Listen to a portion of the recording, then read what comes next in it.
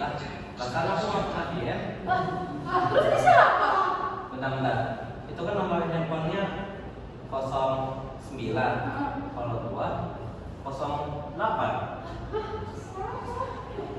Nah, kasus tadi merupakan contoh dari penyalahgunaan AI. Penyalahgunaan AI merupakan penggunaan teknologi kecerdasan buatan yang bertujuan untuk merugikan, melanggar etika, atau bertentangan dengan hukum sehingga dapat menimbulkan dampak negatif bagi individu maupun masyarakat.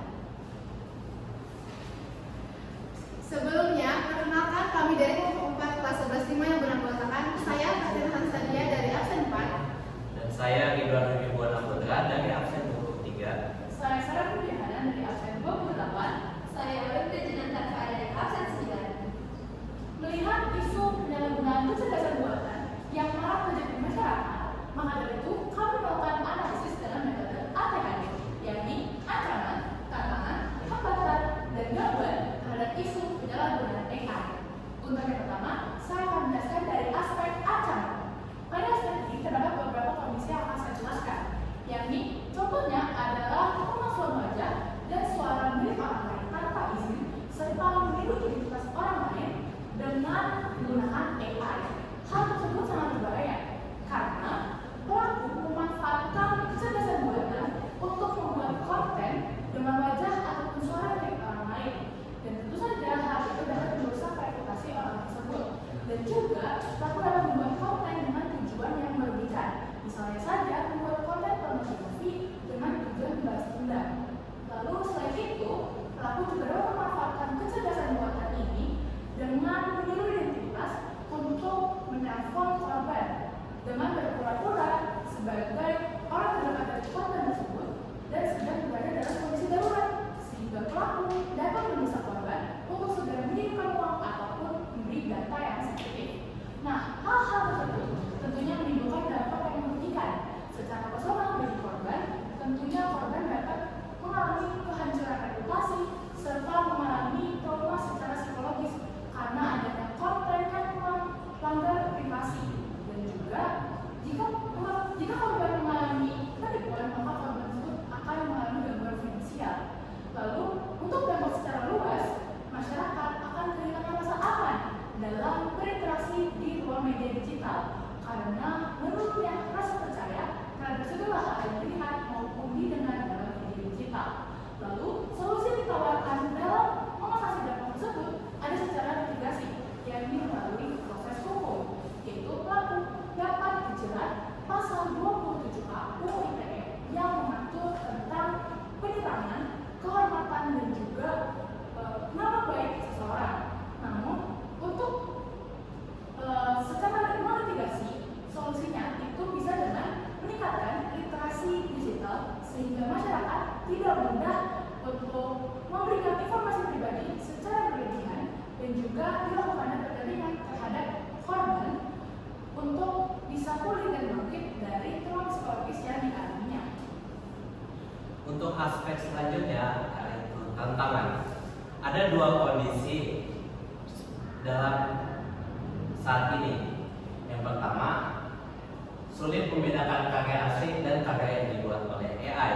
AI dapat membuat berbagai macam karya seperti artikel, gambar, dan program komputer yang hasilnya sangat mirip dengan hasil karya manusia. Hal ini menyebabkan sekolah, kampus, maupun dunia pekerjaan sulit untuk menentukan hasil karya seseorang. Apakah hasil karya tersebut dibuat oleh sendiri atau dibuat oleh AI.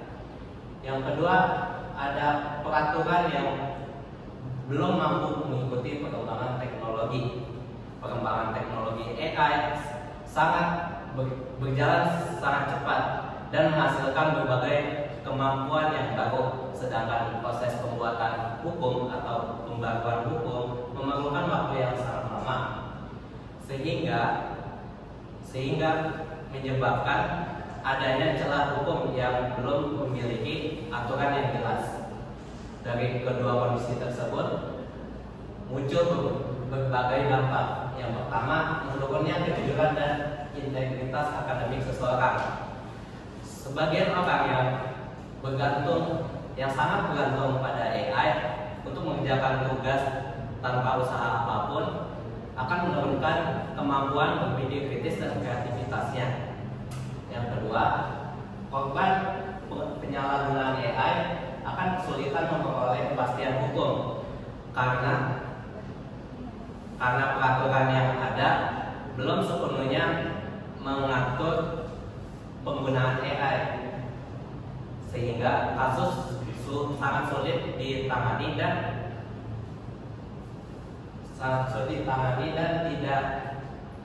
korban tidak selalu mendapatkan perlindungan yang maksimal.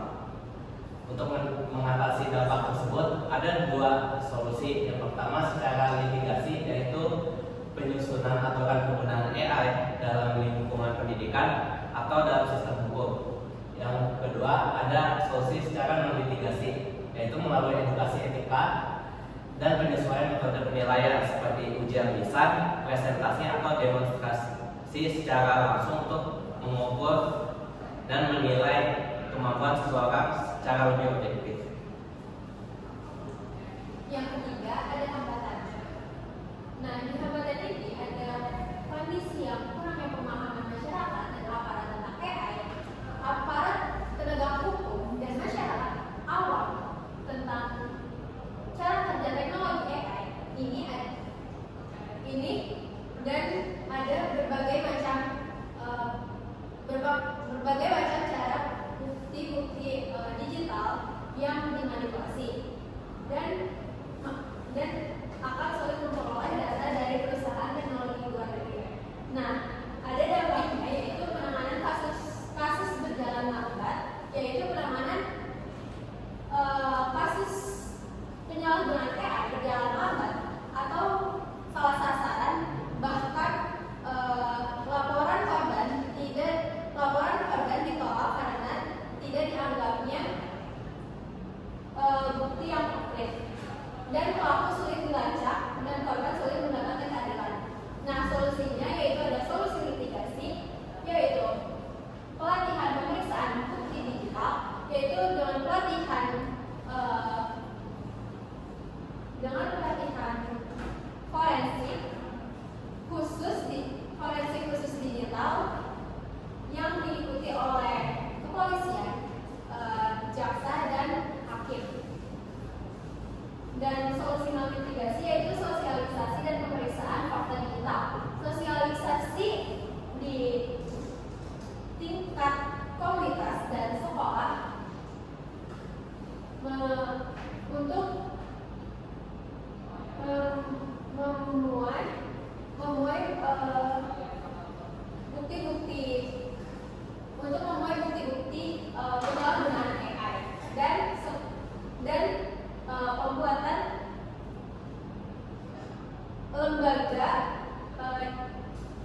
pembuatan lembaga independen pemeriksaan fakta digital.